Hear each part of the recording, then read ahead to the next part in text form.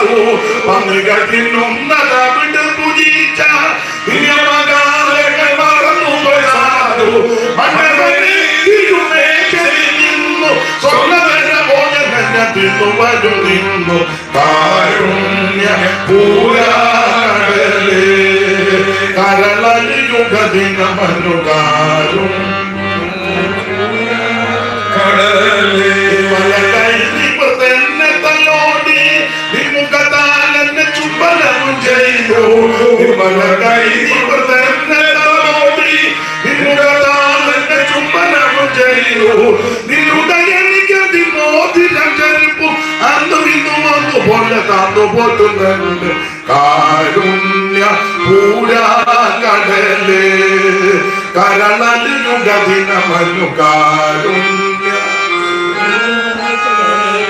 ഇവ മറുദീസിനാനന്ദ കുയിലേ ഇവ ആരംഭിച്ചില്ലേ ഇവ മറുദീസിനാനന്ദ കുയിലേ ഇവ ആരംഭിച്ചില്ലേ ഇവ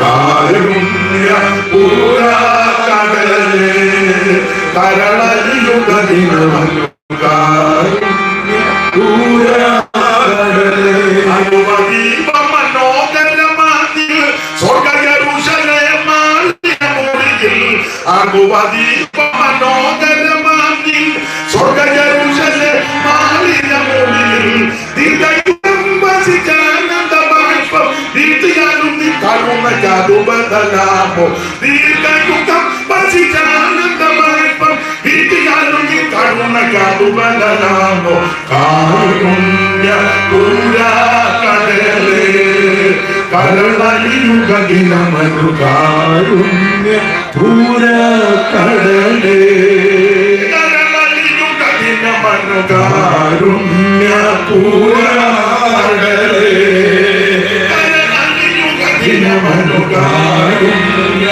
പൂരാകടലേ. നമ്മുടെ കരമുയർത്തി ദൈവത്തെ മഹത്വപ്പെടുത്താം. ന്യൂയോർക്കിൽ നിന്ന് എന്നെ വിളിച്ചു ചോദിച്ചു, കഴിഞ്ഞതിന്റെ മുമ്പ് കഴിഞ്ഞപ്പോൾ എനിക്ക് ഈ സഹോദരന്റെ കൺവെൻഷന് വരുമോ? അപ്പം ഇത് കഴിഞ്ഞ് പറയണം ഒക്കെ തന്നെ. അപ്പം അവിടെ നിന്ന് വിളിച്ചു ചോദിച്ചു. ഞാൻ പറഞ്ഞു ഇന്ന് ഇവിടെ ഞായറാഴ്ച വരുന്നുണ്ട്, ചോദിച്ചേച്ചു വരും. ഇവിടുത്തെ ജോലിയും തിരക്കും പാടുമല്ലേ. അപ്പം താല്പര്യവും സമയവും സന്ദർഭവും കിട്ടുകയാണെങ്കിൽ വളരെ സന്തോഷം. ദൈവം അനുഗ്രഹിക്കട്ടെ. സിപി മോനായി പറഞ്ഞ പോലെ അടുത്ത കൊല്ലം അടുത്ത പ്രാവശ്യം വരുമ്പം ബാക്കി പറയുമെന്ന. അപ്പം ഇനി അങ്ങനെ ഞാനും വരികയാണെങ്കിൽ നമുക്ക് ഒന്നിച്ചു പോകാം. ദൈവം എല്ലാവരെയും അനുഗ്രഹിക്കട്ടെ. വായിച്ച തിരുവെടുത്ത് ഒരിക്കലും കൂടി വായിക്കാം. യഹോവയുടെ ശബ്ദം മരുഭൂമിയെ നടുക്കുന്നു. ലാൽമാമയാണ് വായിക്കുന്നത്. കഴിഞ്ഞ പ്രാവശ്യം അങ്ങനെ ഓർമ്മയുണ്ട്. ഒന്നുകൂടെ വായിച്ചു. യഹോവയുടെ ശബ്ദം മരുഭൂമിയെ നടുക്കുന്നു. യഹോവയുടെ ശബ്ദം മരുഭൂമിയെ നടുക്കുന്നു. യഹോവ കാദേശ് മരുവിനെ നടുക്കുന്നു. വളരെ പരിചിതമായ തിരുവഴുത്താണ്. ഞാൻ ഈ തിരുവഴുത്തെ അധികരിച്ച് ആധാരമാക്കി സംസാരിച്ചിട്ടുമുണ്ട്. പെട്ടെന്ന് ഇവിടെ ഇരുന്ന് പ്രാർത്ഥനയിൽ ഇരുന്നപ്പോൾ ഈ വാക്യം നിന്ന് സംസാരിക്കണമെന്ന് വീണ്ടും പ്രേരണയുണ്ടായി. കർത്താവിന്റെ മഹത്വം. പണ്ട് കേട്ടിട്ടുണ്ട്. ഞാൻ കഴിഞ്ഞ ദിവസം പറഞ്ഞു, അച്ചാനക്ക് വളരെ തിട്ടമുണ്ട്, ജോർജാനൊക്കെ ഉണ്ട്. ഇവർക്ക് പഴയ ആൾക്കാരായതുകൊണ്ട് അറിയാം. കർത്താവിൽ പ്രസിദ്ധനായ മൺമറഞ്ഞ് VT ജോസഫ് അവർകള് ഒരു സഭയിൽ ചെന്ന്, അദ്ദേഹം വേദപുസ്തകത്തിൽ അഗാധ ജ്ഞാനമുള്ളയാളാണ്. അദ്ദേഹം പറഞ്ഞു, ഒരു വാക്യം വായിക്കാൻ പറഞ്ഞു. അപ്പോൾ വാക്യം വായിച്ചപ്പോൾ ഒരു വിശ്വാസി പറഞ്ഞു, അപ്പച്ചൻ ഇന്നാളത് പ്രസംഗിച്ചതാണെന്ന് പറഞ്ഞു. എന്നാൽ വേറൊരു വാക്യം വായിക്കാൻ പറഞ്ഞു. അപ്പം വേറൊരാൾ പറഞ്ഞു, അത് കഴിഞ്ഞ മാസം വന്നപ്പോൾ പറഞ്ഞതാണെന്ന് പറഞ്ഞു. ഉടനെ അപ്പച്ചൻ പറഞ്ഞു, എന്നാൽ വെളിപ്പാട് പുസ്തകത്തിൽ നിന്ന് ഒരു വാക്യം വായിക്കാൻ പറഞ്ഞു. പറഞ്ഞു, അത് ഒരു കൊല്ലം മുമ്പ് ഇവിടെ വന്ന് പുള്ളിയുടെ പ്രസംഗമെല്ലാം ഓർത്തിരിക്കും, പ്രസംഗിച്ചതാണ്. അപ്പോൾ പറഞ്ഞു, എന്നാൽ ഉൽപ്പത്തി എന്നൊരു വാക്യം വായിക്കാൻ പറഞ്ഞു. അപ്പോൾ ഒരമ്മ പറഞ്ഞു, അത് പണ്ട് ഇവിടെ വന്നെന്ന് പറഞ്ഞതാണെന്ന് പറഞ്ഞു. അപ്പോൾ ഞാൻ പറഞ്ഞോ, ഇതെല്ലാം പറഞ്ഞതായിരിക്കും. എന്നാൽ ഒരു കാര്യം ചെയ്യും, ഞാൻ വേറൊരു പ്രസംഗം ഒപ്പിക്കാൻ നിങ്ങളൊരു പാട്ട് പാടാൻ പറഞ്ഞു. അപ്പം ശ്രീയേശു നാമാദിശം പുള്ളി പറഞ്ഞു, അത് നിർത്തുന്നാല് ഞാൻ വന്നപ്പോൾ പാടിയതാണ്. വേറൊരു പാട്ട് പാടാൻ പറഞ്ഞു. അപ്പം വേറൊരു പാട്ട് പാടി, എന്ത് ദിശമേ അത് ഞാൻ ഇന്നാളെ വന്നപ്പോൾ ഒരാൾ പാടി, അത് പാടണ്ട, വേറൊന്നും പാടാൻ പറഞ്ഞു. വേറൊരു പാട്ട് പാടി, അത്ഭുത യേശു നാമം, അത് നിങ്ങൾ പാടിയതാണ്. അപ്പോൾ ഞങ്ങൾക്ക് എന്നാ പിന്നെ നമുക്ക് ആദ്യത്തെ വാക്യം തന്നെ വായിക്കാം, നമ്മളൊരു ധാരണ പോവാം. അപ്പൊ ഇന്നും അങ്ങനെ നമ്മളൊരു ധാരണ പോവാം. 29-ാം സങ്കീർത്തനം 8-ാമത്തെ തിരുവെടുത്ത ദൈവത്തിന്റെ മഹത്വം. യഹോവയുടെ ശബ്ദം മരുഭൂമിയെ നടുക്കുന്നു. യഹോവ കാദേശ് മരുവിനെ നടുക്കുന്നു. കാദേശ് മരുഭൂമിയെ നടുക്കിയ ദൈവത്തിന്റെ ശബ്ദം. ഈ വേറെ പുസ്തകം മൊത്തം വായിച്ചേ ദൈവശബ്ദമാണ്. എല്ലാ തിരുവെടുത്തും ദൈവശ്വാസികളാണ്, ദൈവശബ്ദം. ഞാൻ പറയാനുണ്ട്, നിങ്ങൾക്കും അറിയാം, ദൈവം പല നിലകളിലാണ് നമ്മോട് സംസാരിക്കുന്നത്. വാക്യങ്ങളെല്ലാം എടുത്തിപ്പം പറയാൻ നേരമില്ല. ശക്തമായിട്ട് ദൈവം നമ്മോട് സംസാരിക്കും. നമ്മുടെ വെളിപ്പാട് പുസ്തകത്തിൽ വായിക്കുന്ന ഒരു പദമുണ്ട് 1-ാം അധ്യായത്തിൽ, പെരുവെള്ളത്തിന്റെ ഇരച്ചിൽ പോലെയുള്ള ശബ്ദം. രാജകുമാരന്റെ പുസ്തകം 19-ാം അധ്യായം നമ്മൾ പഠിക്കുമ്പോൾ ഏലിയാവ് ഗുഹയ്ക്കകത്തിരുന്നപ്പോൾ മൃദുവായ ഒരു ശബ്ദം, സാവധാനത്തിൽ. അപ്പം സാവധാനത്തിൽ ദൈവം സംസാരിക്കും. യോബിന്റെ പുസ്തകം പഠിക്കുമ്പോൾ ഒരു വാക്യമുണ്ട്, ഞാൻ നിന്നെ പറ്റി ഒരു മന്ദസ്വരമേ കേട്ടിട്ടുള്ളൂ. അപ്പോൾ മൃദുവായ ശബ്ദം, സാവധാനത്തിലുള്ള ശബ്ദം, പെരുവെള്ളത്തിന്റെ ഇരച്ചിൽ പോലുള്ള ശബ്ദം, മന്ദമായ ശബ്ദം. ഒരു കാര്യം, ഏത് നിലയിൽ ദൈവം ഇടപെട്ടാലും നാം ഏറ്റെടുത്ത് അനുസരിച്ചാൽ നമുക്ക് അനുഗ്രഹം. പഠിപ്പിക്കുക കൊണ്ടാണോ, നമ്മുടെ ഗതികേട് കൊണ്ടാണോ, നമ്മുടെ ആൾക്കാരുടെ ഇടയിൽ ഞാൻ എന്നെയും കൂടെ പ്രതിയാക്കി പറയാം, ചിലര് എഴുന്നേറ്റ് കഴമ്പൊന്നും കാണുക ഭയങ്കര ബഹളം ഉണ്ടാക്കും. നമ്മൾ പറയാൻ ഭയങ്കരമായിരുന്നെന്ന് പറയും. എന്നാൽ ചില കർത്തൃദാസന്മാരെ എനിക്കറിയാം, അവര് ബഹളവും വെപ്രാളവും ഒന്നുമില്ലെങ്കിൽ എഴുന്നേറ്റ് ഒന്ന് അടുക്കടുക്കായിട്ട് ശാന്തമായിട്ട് തിരുവചനം പറയും. നമ്മുടെ ആൾക്കാരെ അംഗീകരിക്കുക മാത്രമല്ല, പോകുമ്പോൾ ഒരു അഭിപ്രായം പറയും, കൃപയൊന്നുമുള്ള ആളല്ലെന്നാ തോന്നും. എന്നാൽ നിൽക്കുന്നവരെല്ലാം ഉരുട്ടിയിടുകയും തെളിയിടുകയും ചെയ്യാതെ പറയും ഭയങ്കര കൃപയാണ്. ഞാനൊരു കാര്യം പറയാം, ശാന്തമായിട്ടാണെങ്കിലും ശക്തമായിട്ടാണെങ്കിലും സാവധാനത്തിലാണെങ്കിലും മൃദുസ്വരമാണെങ്കിലും മന്ദസ്വരമാണെങ്കിലും ഏറ്റെടുത്താൽ നമുക്ക് അനുഗ്രഹം. ഇവിടെ യഹോവയുടെ ശബ്ദം മരുഭൂമിയെ നടുക്കുന്നു. യഹോവ കാദേശ് മരുവിനെ നടുക്കുന്നു. കാദേശ് മരുഭൂമിയെ നടുക്കിയ ശബ്ദമാണ് ദൈവത്തിന്റെ ശബ്ദം. ശ്രദ്ധിക്കുക, ഓടിച്ചു പറയാം, എനിക്ക് ഇത്രയും സമയം തന്നതിന് നന്ദിയുണ്ട്. ദൈവത്തിന്റെ മഹത്വം. നിങ്ങളുടെ സമയം കൂടെ ചേർത്തായിരിക്കുന്നത് നിങ്ങളോട് നന്ദി. ഇംഗ്ലീഷ് ആരാധന ചുമതലക്കാർക്കും നന്ദി. കർത്താവ് നിങ്ങളെ എല്ലാവരെയും അനുഗ്രഹിക്കട്ടെ. അപ്പോൾ ശ്രദ്ധിക്കുക, കാദേശ് മരുഭൂമിയെ നടുക്കിയ ദൈവത്തിന്റെ ശബ്ദം. എന്തുകൊണ്ടാണ് ഇത് നടുങ്ങാൻ കാരണം? ഈ കാദേശ് എന്ന വാക്കിന്റെ ഒരർത്ഥം യഹോവയ്ക്ക് വിശുദ്ധമാണ്, അല്ലെ വിശുദ്ധം, ദൈവത്തിന് വിശുദ്ധം. അതാണ് കാദേശ്, യഹോവയ്ക്ക് വിശുദ്ധം. അല്ലെങ്കിൽ ദൈവം വിശുദ്ധമെന്ന് എണ്ണിയ സ്ഥലം യഹോവയ്ക്ക് ദൈവത്തിന് വിശുദ്ധം. എന്നാൽ ഈ കാദേശിന് പണ്ട് ഒരു പേരുണ്ടായിരുന്നു. നിങ്ങൾക്കറിയാം, പേര് ഏൽ മിഷ്പാത്ത് എന്ന. കാദേശിന്റെ പണ്ടത്തെ പേര് ഏൽ മിഷ്പാത്ത്. വായിച്ച ഉൽപ്പത്തി പുസ്തകം 14-ാം അധ്യായത്തിന്റെ 6-ാമത്തെ വാക്യം വായിക്കാം. ഉൽപ്പത്തി 14:6. ഏമിലെയും സൈലമലയിലെ ഹോരിലെയും മരുഭൂമിക്ക് സമീപമുള്ള ഏൽ പാരാൻ വരെ തോൽപ്പിച്ചു. പിന്നെ അവർ തിരിഞ്ഞ് കാദേശ് എന്ന ഏൽ മിഷ്പാത്ത് വന്ന നവായികെ. പിന്നെ അവർ തിരിഞ്ഞ് കാദേശ് എന്ന ഏൻ മിസ്പാത്തിൽ വന്ന അമാലേക്യരുടെ അതിന് മൊത്തം വായിക്കേണ്ടത് എന്നാൽ എത്ര ഒപ്പിച്ചല്ലോ. ഏമിനെയും സൈർ മലയിലെ ഹോരിനെയും മരുഭൂമിക്ക് സമീപമുള്ള ഏൽ വരെ തോൽപ്പിച്ചു. പിന്നെ അവർ തിരിഞ്ഞ് കാദേശ് എന്ന ഏൽ മിസ്പാത്ത്. അപ്പൊ കാദേശിന്റെ പണ്ടത്തെ പേരാണ് ഏൽ മിസ്പാത്ത്. ശ്രദ്ധിക്കുക, ഏൽ മിസ്പാത്ത് എന്ന വാക്കിന്റെ ഒരർത്ഥം ന്യായവതികളുടെ സ്ഥലമല്ല.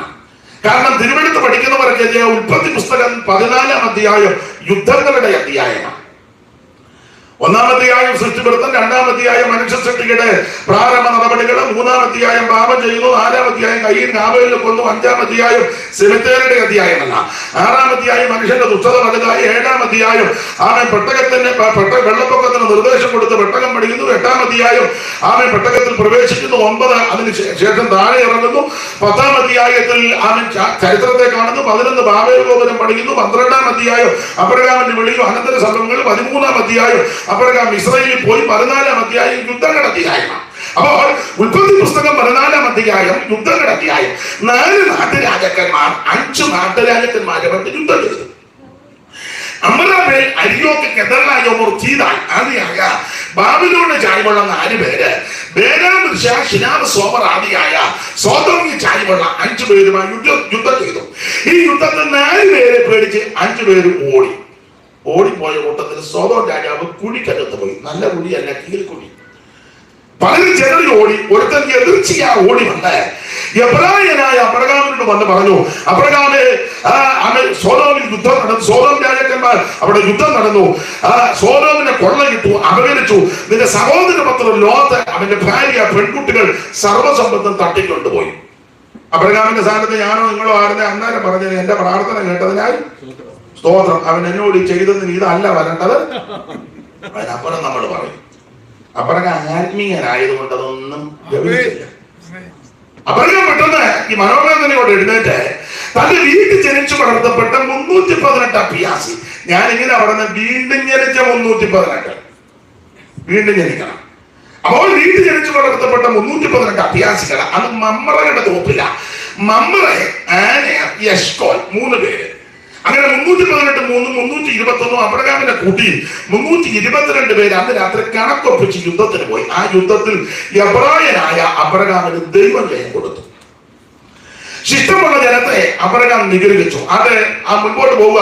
ഈ നിഗ്രഹിച്ച് കളഞ്ഞ സ്ഥലമാണ് ഏൽ മിഷ്പാത്ത്. അതുകൊണ്ടാണ് ഈ സ്ഥലത്തിന് ന്യായവതിയുടെ സ്ഥലം എന്ന അർത്ഥം വന്നത്. അപ്പോൾ കാദേശ് എന്ന് പറഞ്ഞാൽ യഹോവയ്ക്ക് വിശുദ്ധം, ദൈവം വിശുദ്ധീകരിച്ചിരിക്കണം. കാദേശിന്റെ പണ്ടത്തെ പേര് ഏൽ മിഷ്പാത്ത്, ന്യായവതിയുടെ സ്ഥലം. എന്താ ഇപ്പൊ ഇത് പറയാൻ കാര്യം? നമ്മോട് ബന്ധപ്പെട്ട് പഠിച്ചാൽ ഒരു കാലത്ത് ഞാൻ നിങ്ങളുമെല്ലാം ന്യായവതിക്ക് അർഹരായി പോയവരാണ്. അല്ല, ഒന്നുകൂടെ വേദപുസ്തകത്തിന്റെ വെളിച്ചത്തിൽ പറഞ്ഞാൽ ശിക്ഷാവിധിക്ക് അർഹരായി പോയവരാ. പാപത്തിന്റെ ദാസന്മാരായി, പാതാളത്തിന്റെ ആടുകളായി മൃത്യു നമ്മെ മേയിച്ചൊരു കാലമുണ്ടായിരുന്നു. ആ കാലത്തിൽ നിന്ന് യേശു ക്രിസ്തുവിന്റെ കാൽവരി മരണത്താൽ ദൈവം നമ്മെ രക്ഷിച്ചു. ഒരു കണ്ണിന് പോലും ദയവാനാണ് എല്ലാവരും വെറുക്കപ്പെട്ട്, തള്ളപ്പെട്ട്, ഒറ്റപ്പെട്ട് പാപത്തിന്റെ അടിമുടിയിൽ കിടന്ന എന്നെയും നിന്നെയും കർമ്മമാർഗത്തിനോ പുണ്യപ്രവർത്തികളോ ആനന്ദങ്ങൾക്കോ നേർച്ചകാഴ്ചകൾക്കോ ആചാരങ്ങൾക്കോ അനുഷ്ഠാനങ്ങൾക്കോ രക്ഷിക്കാതിരുന്നപ്പോൾ കാൽവരിയിൽ ഒരുവൻ നമുക്ക് വേണ്ടി ജീവനെ തന്നു, ഒരുവൻ നമുക്ക് വേണ്ടി രക്തം ചിന്തി, അവിടുത്തെ തിരുരക്തത്താൽ അവിടുത്തെ ജീവൻ തന്നതുകൊണ്ട് നമുക്ക് രക്ഷയിൽ വീണ്ടെടുപ്പുണ്ടായി. അഴമരായി വന്നറിവോ ആയിരം നാമുണ്ടെന്നാലും ഞാനിതു ചൊൽവതിനാമോ ഏതു ഒരംശം ഉരച്ചിടുവാൻ പരിധിനാൽ കേളുതോ ഏതും ഒരംശം ഉരച്ചിടുവാൻ പരിധിനാൽ കേളുതോ സ്നേഹമിതാചര്യമേ ഓ അതിശയമേ ഓ അതിശയമേ ചോണിതാലേ ഞാനെന്നു പാടുമേ ഈ ദിവ്യ സ്നേഹത്തെ ചോണിതാലേ ഞാനെന്നു പാടുമേ ഈ ദിവ്യ സ്നേഹത്തെ.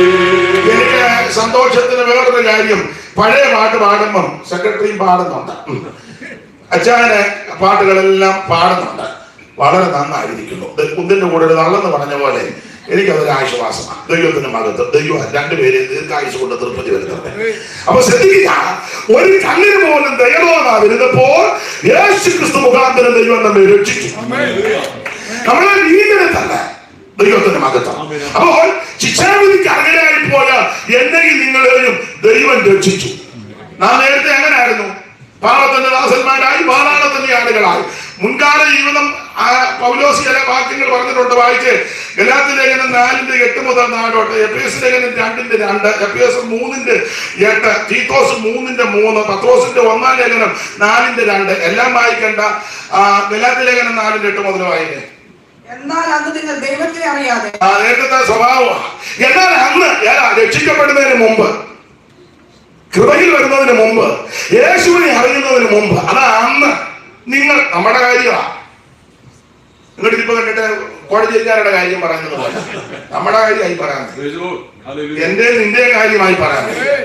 ഈ കൃപയിൽ വരുന്നതിന് മുമ്പ്, രക്ഷിക്കപ്പെടുന്നതിന് മുമ്പ്, യേശുവിനെ അറിയുന്നതിന് മുമ്പ്, ഈ മാർഗത്തിൽ വരുന്നതിന് മുമ്പ്, അല്ല അന്ന് നിങ്ങൾ. നമ്മുടെ കാര്യം വായിച്ചേ. നിങ്ങൾ ദൈവത്തെ അറിയാതെ, എന്നാൽ അന്ന് നിങ്ങൾ ദൈവത്തെ അറിയാതെ സ്വഭാവത്താൽ ദൈവങ്ങളല്ലാത്തവർക്ക് അടിമപ്പെട്ടു. ഇപ്പോഴോ ദൈവത്തെ അറിഞ്ഞു വിജയിക്കാൻ ദൈവം നിങ്ങളെ അറിഞ്ഞുപിടിക്കാൻ നിങ്ങൾ ദരിദ്രവും ബലഹീനമായ ആരുമാടങ്ങളിലേക്ക് തിരിഞ്ഞ് പുതുതായിട്ട് നിങ്ങൾ അടിമപ്പെടുവാൻ ഇച്ഛിക്കുന്നത് എന്നിട്ട് പറയാ, നിങ്ങൾ ദിവസങ്ങളും മാസങ്ങളും കാലങ്ങളും ആണ്ടുകളും പ്രമാണിക്കുന്നു, ഞാൻ നിങ്ങൾക്ക് വേണ്ടി അധ്വാനിച്ചത് വെറുതെ ആയി പോയോന്ന് പൗലോസ് പറയാ, പേടിക്കുന്നതാണ്. അതിനാ നിങ്ങളുടെ തോക്കുണ്ടായിട്ടാണോ? കാണുമായിരിക്കും. സൂക്ഷിച്ച് പ്രസംഗിക്കണം മിക്കവരുടേതും. എടാ അങ്ങനെ വെടികൊണ്ട് യാകുന്ന ദൈവത്തിൽ അങ്ങനെ ആയിക്കോട്ടെ, വെക്കടാ വെടി.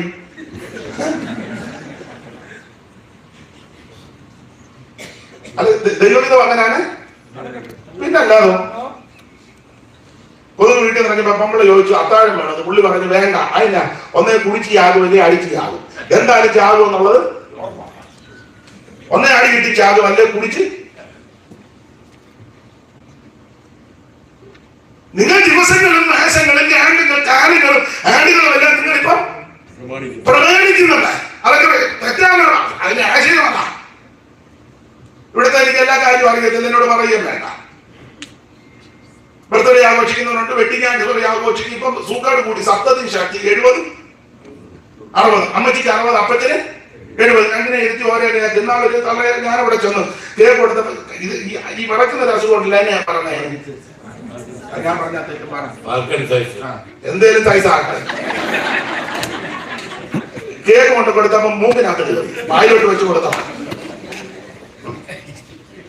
ഞാൻ പറഞ്ഞ മോനായി പാസൊക്കെ അറിയാൻ സ്ഥലം, അതുകൊണ്ട് പറയുന്നില്ല. നിങ്ങൾ ദിവസങ്ങളും മാസങ്ങളും കാലങ്ങളും ആണ്ടുകളും പ്രമാണിക്കുന്നു. അത് തെറ്റാനായിട്ടിരിക്കുന്നത്. ഒരു കാര്യം പറയാം, നമുക്ക് എല്ലാ ദിവസവും നല്ലതാ. ഇന്ന് പകരം നമുക്ക് നല്ലതാ. ഇവിടെ ഫാദേഴ്സ് ഡേ, മദേഴ്സ് ഡേ ഞാൻ എതിർക്കുന്നില്ല. നമുക്ക് എല്ലാ ഡേയും നല്ലതാ.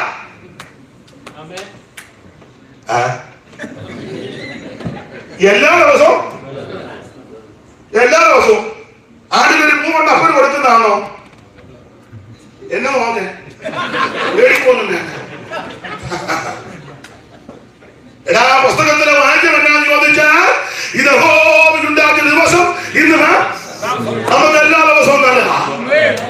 ഓരോ ദിവസവും എഴുന്നേൽക്കുമ്പോഴും ദൈവത്തിന് മഹത്വം കൊടുക്കാൻ ഒരു പ്രഭാതം കൂടെ കാണുമ്പോൾ ദൈവം കൃപ നൽകി.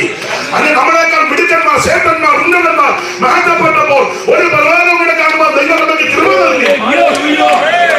സാധാരണ പാട്ടുണ്ട്, ദിനമതിൻ തുടസത്തിൽ മനുവലി മുഖപുരം, ദിനമതിൻ തുടസത്തിൽ മനുവലി മുഖപുരം ദർശിച്ച നരനൊരു ദുരിതവും വരില്ല.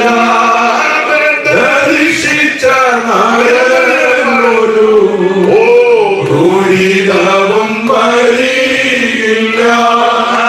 വെള്ളിച്ചത്തിൻ കതിരുകൾ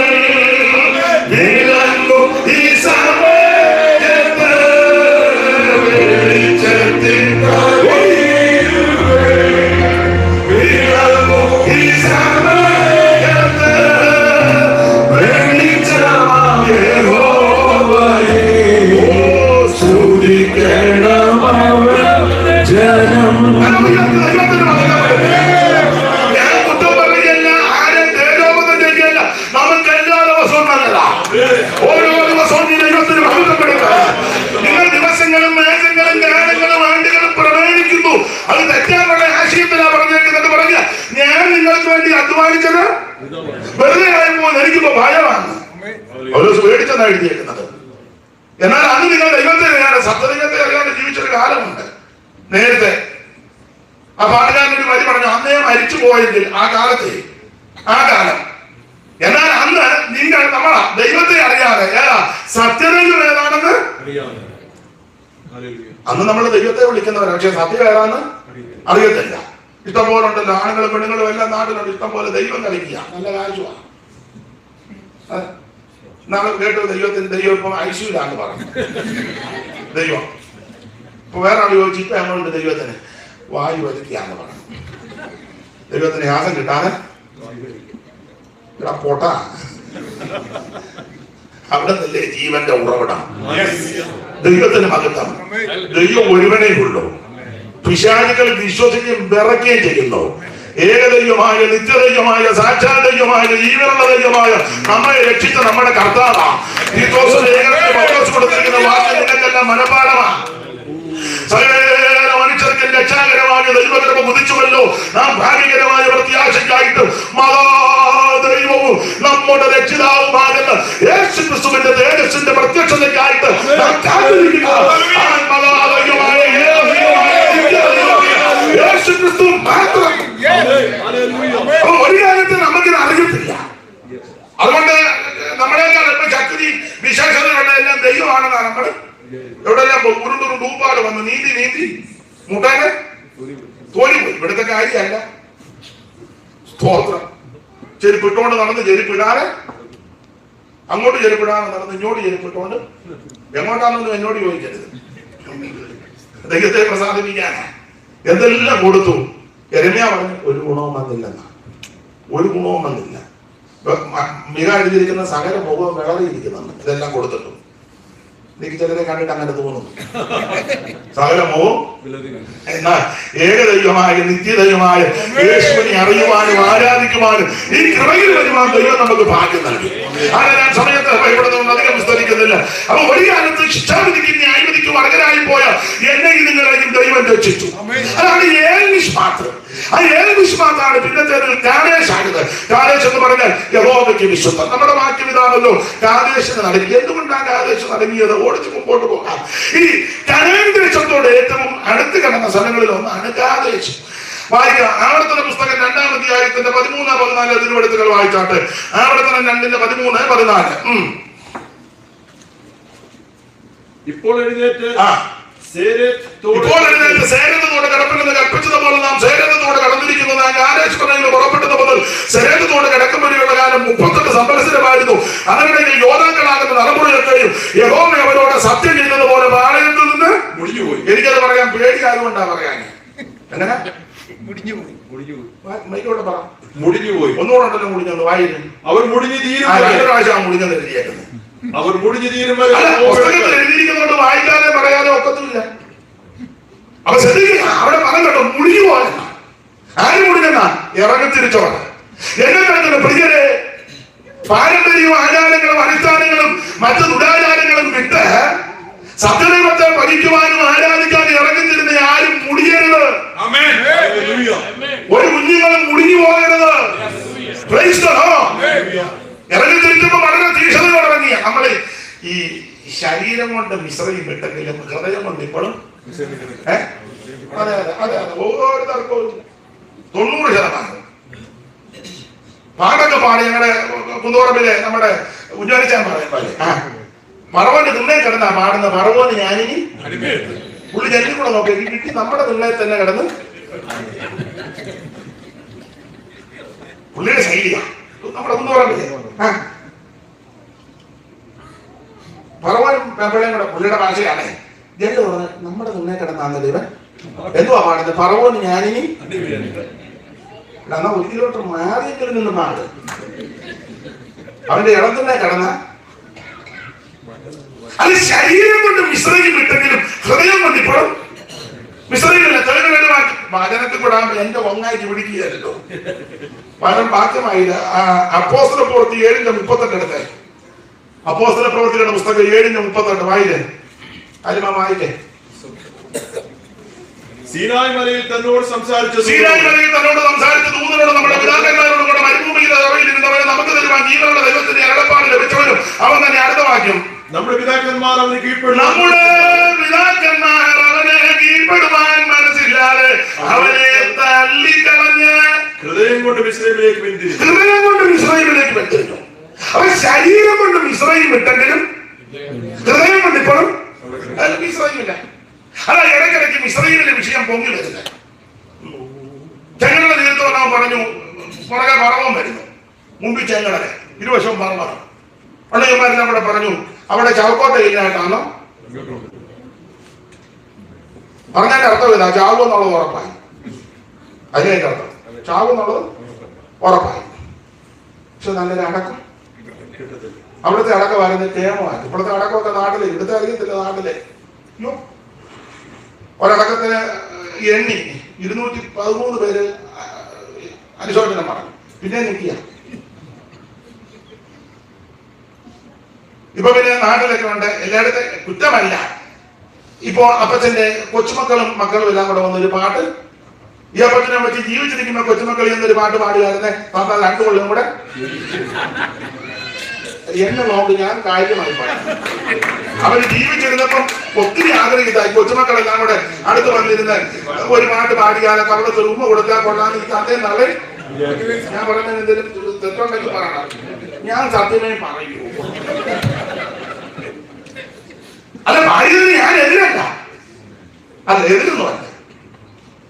ഭയങ്കര ആഘോഷമായ അടക്കമാണ്, മിസ്രൈമിൽ അടക്കമാണ്. അതിലെ യാക്കോബിന്റെ തൈലലേപനമെല്ലാം നടത്തി കൊണ്ട് ക്രമപ്പെടുത്തി ചില ദിവസങ്ങൾ കഴിഞ്ഞപ്പോൾ മിസ്രൈമിലെ കോവിലധികാരികൾ വരെ ഇറങ്ങി. കേരളപ്പെട്ട ഇറക്കം. അത് വേരൊക്കെ പൂക്കി വന്നപ്പോൾ നാട്ടുകാർ പറഞ്ഞു ഇത് കണ്ടിട്ട് മിസ്രൈമിലുടെ വിലാപയാത്ര പോലെ അത്ര കേരളമാണ്.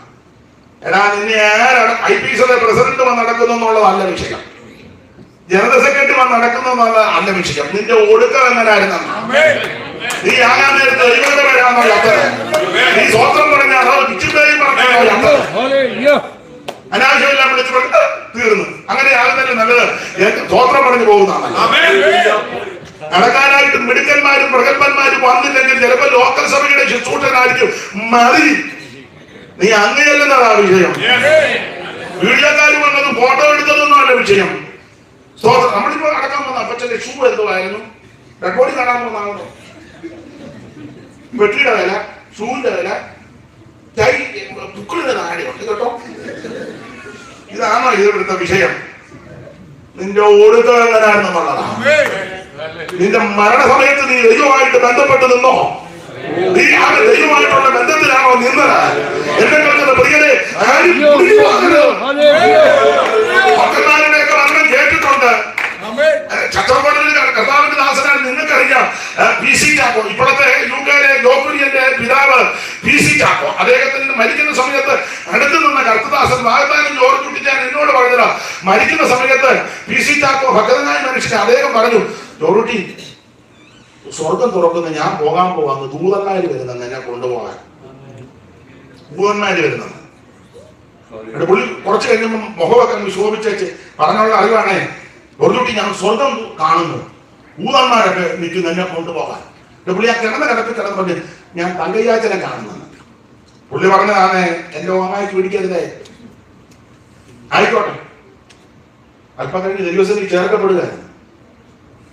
മൂന്നാമകൾ ഉപദേശിച്ചിട്ട് കേട്ടിട്ടുണ്ട് മരണസമയത്ത് ഇങ്ങനെ കിടക്കുക. സന്നദ്ധ സഹചാരികൾ ശിഷ്യന്മാര് ഉണ്ട്, സന്യാസികളൊക്കെ ഉണ്ട്, മാർത്തോമാസമില്ല, അന്നത്തെ ഉപദേശിമാരും ഒക്കെ.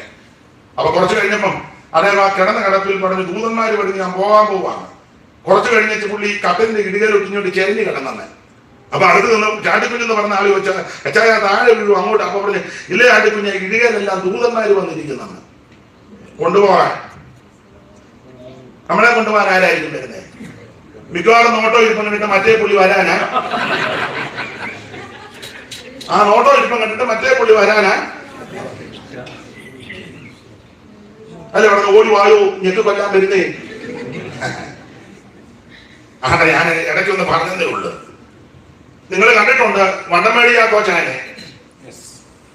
ഞാൻ ആ വീട്ടിൽ ചെന്നപ്പോ കൊച്ചമ്മേനോട് പറഞ്ഞതാ, മരിക്കുന്ന സമയത്ത് രാവിലെ എഴുന്നേറ്റ് വെച്ച് പറഞ്ഞു, നീ ഞാൻ എന്റെ വീട്ടിൽ പോകും, നിങ്ങൾ ആരും വെളിയിൽ പോകരുതെന്ന്. പോയി തോട്ടിൽ ചെന്ന് പച്ചവെള്ളത്തിൽ മുങ്ങി കുളിച്ചു. ജിബായി മുണ്ടുകൊടുത്ത് കട്ടിലെ വന്നിരുന്ന് എല്ലാവരും ചേർന്ന് പാട്ട് പാടാൻ പറഞ്ഞു. പാട്ട് പാടി കട്ടിലോട്ട് കയറി കടന്നു. ഞാൻ കഴിഞ്ഞ ദിവസം പറഞ്ഞു, പരുത്തമാറുള്ള അപ്പച്ചനുണ്ട്, നല്ലൊരു അപ്പച്ചനാണ്. അപ്പച്ചൻ മരിക്കുന്നതിന് മുന്നേ പിള്ളേരോട് പറഞ്ഞിടേ, ഞാൻ ഈ അധിക ദിവസം കാണില്ലെന്ന്. പുള്ളി അതിന്റെ മൂത്ത ചെറുക്കനെ വിളിച്ച് ചിലവരോട് പറഞ്ഞ്, തൂമ്പായി കൊട്ടയെല്ലാം കൊടുത്ത് ഇത് നീ എടുത്തോളാം, കൃഷിക്കാരനാണ്, അതെന്തിനാ എനിക്ക് ഇനി വേണ്ടെന്ന്. വില്ലേജിൽ പോയി ആധാരമെല്ലാം ക്ലിയർ ആക്കി, അതെല്ലാം വൃത്തിയാക്കി. സ്റ്റുഡിയോയിൽ പോയി ഫോട്ടോ എടുത്തു. നടന്ന കാര്യമാണ്. ഫോട്ടോ എടുത്ത് മോന്റെ കൊടുത്തു പറഞ്ഞ്, ഞാൻ ഈ ഫോട്ടോ ഇടണമെന്ന്. മരിക്കുന്നതിന് രാവിലെ ബാർബർ ഷോപ്പിൽ പോയി എല്ലാം വൃത്തിയായി. വീട്ടിൽ വന്ന് കുളിച്ചു, വൃത്തിയായി, പ്രാർത്ഥിച്ചു, പോയി. എന്റെ കൂടെ സഹശുശ്രൂഷ അച്ഛനറിയാം, ശിവപാസ്റ്ററുടെ പെങ്ങളുടെ അമ്മാവിയപ്പൻ ഈ അടുത്ത കാലത്താണ് മരിച്ച, കണ്ണൂര് IPC-യിലെ ശുശ്രൂഷകനാണ്. മകൻ മൂത്ത മകനെ മദ്രാസിൽ. അപ്പച്ചൻ രാവിലെ ഞാൻ എന്റെ തലയാഴ്ച അവിടെ ചെന്ന് ശുശ്രൂഷ ചെയ്തു. അപ്പച്ചൻ ഫോട്ടോ ഒക്കെ എടുത്ത് നടക്കില്ലായിരുന്നു. എന്നോട് പറഞ്ഞത് ഞാൻ ഇപ്പോഴും കാണുന്നതാണ്. പിറ്റേ ആഴ്ച അപ്പച്ചൻ മരിച്ചു. അപ്പൊ ഞാൻ മോനോട് ചോദിച്ചു, എങ്ങനെ മരിക്കുന്നുണ്ടെന്ന്. രാവിലെ പുള്ളി ബ്രേക്ക്ഫാസ്റ്റും ഒക്കെ കഴിച്ചു. തലേ ദിവസം 2 ആമ്പിള്ളേരോട് പറഞ്ഞു, ഇച്ചിരി കാശുമൊക്കെ കരുതിക്കോണം, പെട്ടി മേടിച്ചോണം വന്നു തലേന്ന് പറഞ്ഞു. പിള്ളേർ അപ്പച്ചൻ ആവശ്യമില്ലാത്ത വർത്താനം, അതൊന്നും അല്ല, പെട്ടി മേടിച്ചോണം, കാശുമൊക്കെ ഇച്ചിരി കരുതി. പിറ്റേന്ന് രാവിലെ ബ്രേക്ക്ഫാസ്റ്റ് കഴിച്ചേച്ച് പിള്ളേരോട് പറയാ, ഉച്ചക്കത്തെ ഭക്ഷണം അവിടെ ആണ്, ഉച്ചക്കത്തെ ഭക്ഷണം അവിടെ ആണ്. 12:45 ദിവസത്തിൽ ചേർക്കപ്പെട്ടു. തിയോളജിമാരിപ്പോ ചോദിക്കാൻ കഴിക്കാൻ പോയതാണെന്ന്, അതവിടെ നിൽക്കട്ടെ. ഞാനതിന്റെ ആശയമാണ് പറഞ്ഞത്. ഓടിയതും അധ്വാനിച്ചതും വൃഥാവാകരുത്. ശരീരം കൊണ്ട് വിശ്രമിക്കുന്നുണ്ടെങ്കിലും ഹൃദയം കൊണ്ട് ഇപ്പോഴും പലരും വിശ്രമിക്കില്ല. ദൈവത്തിന്റെ മഹത്വം. അതുകൊണ്ട് ശവക്കോട്ടയുടെ വിഷയത്തിൽ അടിയുണ്ടാക്കുക. വിശ്രമി ചവക്കുടി അടക്കുന്നത് ആരാണോ, എവിടെ അടക്കുന്ന അതല്ല വിഷയം. നീ അങ്ങ് ചെല്ലുമോ എന്നുള്ളതാണ് വിഷയം. കുണം പിടിക്കാത്തവനെ കുമ്പനാട്ട് അടക്കിയാലല്ല, ഗുണം വരാത്തവനാ. നമ്മുടെ കണ്ടുവശത്തിന്റെ അവിടെ നടുവ് തോണ്ടിയേച്ച് ഇട്ട ഉയർത്തും വെള്ളസിംഹാസനത്തിന് വരാൻ. ഗുണം വന്നവനെ അടക്കാൻ ആരുമില്ലെങ്കിലും അവനെ ആരും ചെയ്യാനില്ലെങ്കിലും കാരണത്തിന്റെ ശബ്ദം കേൾക്കുമ്പോ അവൻ പുത്തൻ ശരീരത്തോട് ഉയർത്തും. അതാണ് നമ്മുടെ പ്രത്യാശ. അത് ശരീരം കൊണ്ട് വിശ്രമം വിട്ടെങ്കിലും ഹൃദയം കൊണ്ട് ഇപ്പോഴും വിശ്രമില്ല. അതുകൊണ്ട് അടക്കത്തിന്റെ വിഷയം. അതായത് പുറപാട് 14 ഇസ്രായേലിൽ ചവക്കുടിയിലായിട്ടാണോ ഇങ്ങോട്ട്. ഇനി പുറപാട് പുസ്തകം 16-ാം അധ്യായത്തിൽ 2 പഠിക്കുമ്പോൾ അവിടെ ഭക്ഷണ വിഷയത്തിൽ കിടന്ന് ഉടക്കുണ്ടാക്കുക. ആഴ്ച പുറപാട് 16:2. ആ മരുഭൂമിയിൽ വെച്ച് മോശയ്ക്കും അവരോട് വിരോധമായിട്ട് തുണിപ്പെടുത്തു. അടുത്ത വാക്യം, ഇസ്രായേൽ മക്കളവരോട്, ഞങ്ങൾ ഇറച്ചിക്കലങ്ങളുടെ അടുക്കലിരിക്കുക. ഇരുമ്പ് ശരിയല്ല, ഇറച്ചിക്കലത്തിന്റെ അടുക്കലിരിക്കുക, തൃപ്തിയാകുമെന്നും ഭക്ഷണം കഴിക്കുകയും ചെയ്ത മിസ്രൈമിൽ അകത്ത് മിസ്രൈമിൽ ഇരിക്കുക. അതായത് ചെങ്കടലിൽ കിടന്ന് വന്നിട്ട് പിന്നെ പറയാ മിസ്രൈമില്. ഇനി സംഖ്യാപുസ്തകം 11:4 വായിക്കുക. സംഖ്യ 11:4. അകത്തിന് മിസ്രൈമിലുള്ള സമ്മിശ്രജാതി, പിന്നെ സമ്മിശ്രജാതി എന്ന് പറഞ്ഞാൽ ഇസ്രായേലാണോ അതുമല്ല മിസ്രൈമിലാണോ അതുമല്ല സമ്മിശ്രം. പണ്ട് ബിയെത്തപ്പിച്ചാൻ പറയുന്നത് കിണറാണോ അതുമല്ല കുളവാണോ അതുമല്ല കുളറ്. കിണറ് പറഞ്ഞ ഞാനൊരിക്കല് തീവണ്ടി യാത്ര ചെയ്തപ്പോ എന്റെ ഒരു ശേഖരനുണ്ട്, പേരൊന്നും പറയുന്നില്ല. അവന്റെ കസിനുണ്ട്, കഞ്ചൂസ. ഒരു ഹിന്ദി ഇരിക്കട്ടെ, തെറ്റിയോ? ഹിന്ദി ഇരിക്കട്ടെ. വിമാനം 2 ഇരിപ്പുണ്ട്, ഞാനും ഉണ്ട്. തീവണ്ടി യാത്ര ചെയ്ത് വരിക. അപ്പം ഈ ചായയും കാപ്പിയും കേട്ട അപ്പൊ അവർ ചായ എന്ന് പറഞ്ഞു വന്ന് ഉടനെ അവനോട് ചോദിക്കാം, ഞാൻ പേര് മാറ്റി പറയാം. ആ പേരല്ല, കാരണം അവൻ ചിലപ്പോൾ ഓൺലൈനിൽ കാണും, അതുകൊണ്ടാണ് വെറുതെ. അപ്പൊ ഞാൻ അത് പേര് മാറ്റിക്കാം. അപ്പൊ അവൻ ചോദിച്ചു, ചായ വേണോ വേണ്ടല്ലോ. എങ്ങനെയുണ്ട്? ചായ വേണോ? 2 പുള്ളിയാ പറഞ്ഞത്. അവൻ അതിന് പിടിക്കാൻ വേണ്ടണം. 2 ഞാൻ മേടിച്ചു കൊടുത്തു. വലിച്ചു കുടിക്കുന്ന കണ്ട്. അപ്പൊ അങ്ങനെയുള്ള ആൾക്കാരും ഉണ്ടെന്നാ ഞാൻ ഈ പറഞ്ഞത്. അപ്പൊ ഇത് സംശയമാണ്. ഇസ്രായേലാണോ? അതുമല്ല. ഒരു കാര്യം പറയാ, ഇണങ്ങിയാലും നീ പെന്തിക്കോസ് ആണെങ്കിൽ പെന്തിക്കോസ് ആയിട്ട് ജീവിക്കണം. നേരെ ഓടുമ്പോ നടുവേ ഓടരുത്. നാട്ടിലൊരു ചൊല്ലുണ്ട്, ചേരത്തിന് നാട്ടിൽ ചെല്ലുമ്പോ അതിന് നടത്തുണ്ട്. നീ അമേരിക്കയിലാണെങ്കിലും ലണ്ടനിലാണെങ്കിലും കാനഡയിലാണെങ്കിലും ഓസ്ട്രേലിയയിലാണെങ്കിലും കുമ്പനാട്ടാണെങ്കിലും കേരളത്തിന്റെ ഏത് ജില്ലയിലാണെങ്കിലും ഇന്ത്യയുടെ ഏത് സ്റ്റേറ്റ് പാകിസ്ഥാനിലാണെങ്കിലും നീ പെന്തിക്കോസ് ആയിട്ട് തന്നെ നിൽക്കണം. അതാണ് പെന്തിക്കോസ്. അല്ല അവിടെ ചെല്ലുമ്പോ അങ്ങോട്ട് കയറുന്നു, ഇവിടെ ചെല്ലുമ്പോ ഇതല്ല പെന്തിക്കോസ്. നീ അത് ഒറിജിനലായിട്ട് തന്നെ നിൽക്കണമെന്നാണ് ഞാനീ പറയുന്നത്. നിങ്ങളെല്ലാം മഹാനാവികളാണെന്നല്ല പറഞ്ഞതിന്റെ അർത്ഥം. എന്നെ കേൾക്കുന്ന സകല ആൾക്കാരോട് സമ്മിശ്രയാകരുത്. നമുക്ക് പ്രത്യേകത ഉള്ളതുകൊണ്ടല്ലേ വിളിയാൻ പറഞ്ഞത്. ഇതാ തരിച്ചുമാർക്കുന്ന ജ്ഞാനികളുടെ കൂടെ എണ്ണപ്പെടുന്നില്ല. ദൈവത്തിന് മഹത്വം, ദൈവത്തിന് നാം പ്രത്യേക സമ്പത്താണ്. അതുകൊണ്ടാണ് മൊർദെഖായിയുടെ വിഷയം വന്നപ്പോൾ ഹാമാൻ എന്ന് പറയുക, രാജാവിനോട് പറയുക, പിന്നെ നിന്റെ രാജ്യത്തിലെ സകല സംസ്ഥാനങ്ങളിലുമുള്ള ജാതിയുടെ ഇടയിൽ ഒരു ജാതി ചിഹ്നിച്ചത് വായിച്ച 3 എസ്തേർ 3 വായില്ല. എല്ലാ വാക്യം അടിക്കാൻ നേരമില്ല. എസ്തേർ 3 പെട്ടെന്ന്. പിന്നെ ഹാമാൻ അഹശ്വേരോശ് രാജാവിനോട്, നിന്റെ രാജ്യത്തിലെ സകല സംസ്ഥാനങ്ങളിലുള്ള ഇടയിൽ വേറൊരു ജാതി ചിഹ്നിച്ചവർ കിടക്കുന്നിടത്ത് ന്യായപ്രമാണങ്ങൾ മറ്റുള്ള സകല ജാതികളുടെ വ്യത്യാസമുണ്ടെന്നായി പറഞ്ഞത്. ദൈവത്തിന് മകത്തും ദൈവമക്കൾ എവിടെ പാർത്താലും വ്യത്യസ്തരാ. നീ എവിടെ ജീവിച്ചാലും വ്യത്യസ്തരായിരിക്കും. ദൈവത്തിന് മകത്തും നമ്മെ കാണുന്നത് യേശുവിനെ കാണട്ടെ. അത് പെന്തിക്കോസിന്റെ തനിമ കളയരുത്. പെന്തിക്കോസിന്റെ മൂല്യത്തിന് ഭംഗം വരുത്തരുത്.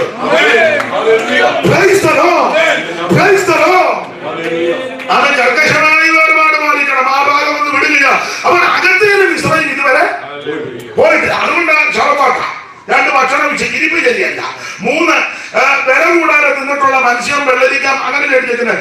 ഞങ്ങളുടെ ഇസ്രായേലിൽ വെച്ച് വില കൂടാതെ നിന്നിട്ടുള്ള മത്സ്യം, വെള്ളരിക്കാം, മത്തങ്ങ, ഉള്ളി, ചുവന്നുള്ളി, ചിറ്റുള്ളി, ഇതെല്ലാം ഞങ്ങൾ ഇപ്പൊ ഓർത്തത്. ഞങ്ങളുടെ പ്രാണൻ ഇപ്പം വിശപ്പുകൊണ്ട് ഒഴിഞ്ഞിരിക്കുന്ന ഈ മഞ്ഞയല്ലാതെ. മഞ്ഞയെ പറ്റി എഴുതിയിരിക്കുന്നത് ഇത്ര ശ്രേഷ്ഠമേറിയ ഭക്ഷണം.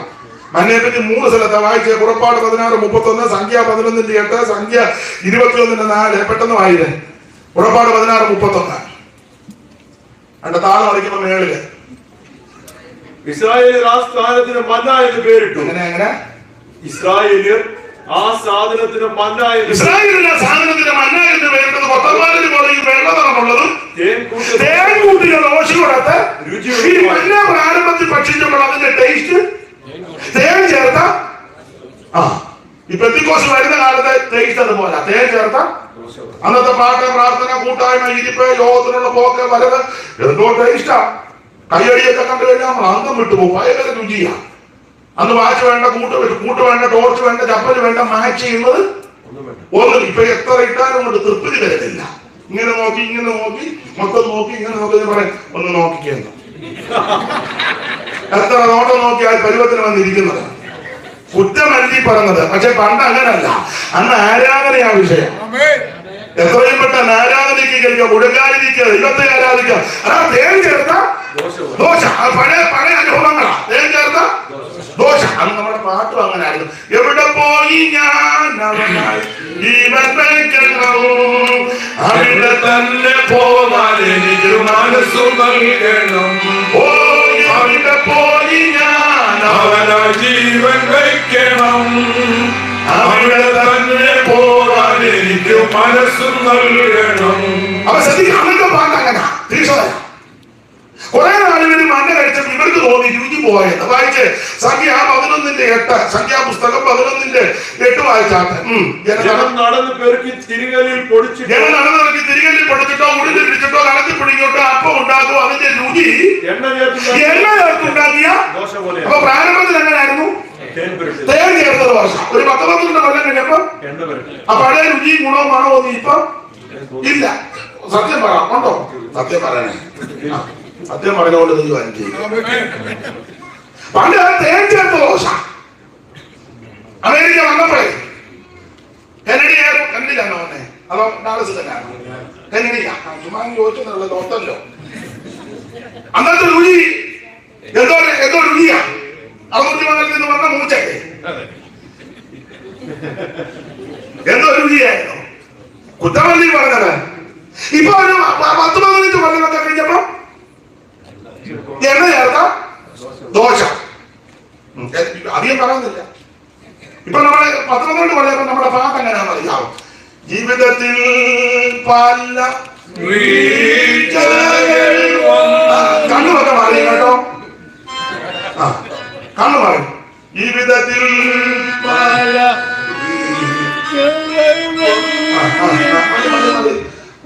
അത് മതി. ഇപ്പൊ ഒടുവിൽ പറഞ്ഞാൽ അറിയാമോ? വായിച്ച സംഖ്യാപുസ്തകം 21:4 മുതൽ മുമ്പേ വായിച്ചതാ. പിന്നെ അവർ ഏതോ ദേശത്ത് ചുറ്റിപ്പോകുവാൻ ഹോർ പർവ്വതത്തിൽ നിന്ന് ഞങ്ങളുടെ വഴിയായിട്ട് യാത്ര പുറപ്പെട്ടു. വഴി നിമിത്തം ജനത്തിന്റെ മനസ്സ് ക്ഷീണിച്ചു. സംഖ്യാപുസ്തകം 21:4 മുതൽ കണ്ണിക തുടങ്ങുന്നത് മുതലാ. പിന്നെ അവർ ഏതോ ദേശത്ത് ചുറ്റിപ്പോകുവാൻ ഹോർ പർവ്വതത്തിൽ നിന്ന് ഞങ്ങളുടെ വഴിയായിട്ട് യാത്ര പുറപ്പെട്ടു. വഴി നിമിത്തം ജനത്തിന്റെ മനസ്സ് ക്ഷീണിച്ചു. ജനം ദൈവത്തിന് മോശത്തിന് വിരോധമായിട്ട് സംസാരിച്ചു. മരുഭൂമിയിൽ മരിക്കേണ്ടതിന് നിങ്ങൾ ഞങ്ങളെ മിസ്രയീം ദേശത്ത് കൊണ്ടുവന്നത് എന്തിന്? ഇവിടെ അപ്പവുമില്ല, വെള്ളവുമില്ല, ഈ സാരമില്ലാത്ത ആഹാരം. പ്രാരംഭത്തിൽ തേൻ ചേർത്ത ദോശ, 10-12 കൊല്ലം കഴിഞ്ഞപ്പോ എണ്ണ ചേർത്ത ദോശ. ഇപ്പൊ ഒരു 40 കൊല്ലം ആയപ്പോ അത് വെറുപ്പുമായിരുന്നു. ആരുമില്ലാത്തതെന്ന് മാത്രമല്ല വെറുപ്പുമായി. പ്രാരംഭത്തിലെ പാട്ട് ഇങ്ങനെ ആയിരുന്നു. എവിടെ പോയി ഞാൻ അവനായി ജീവൻ വെക്കണം. 10-12 കൊല്ലം കഴിഞ്ഞപ്പോ പാടി ജീവിതത്തിൽ പല 40 കൊല്ലമായപ്പോ പാടി എന്നെ ഇവിടെ പ്രതിയാകും. 40 കൊല്ലമായപ്പോ പാട്ട് എങ്ങനെ അറിയോ? ജീവിതമിന്നും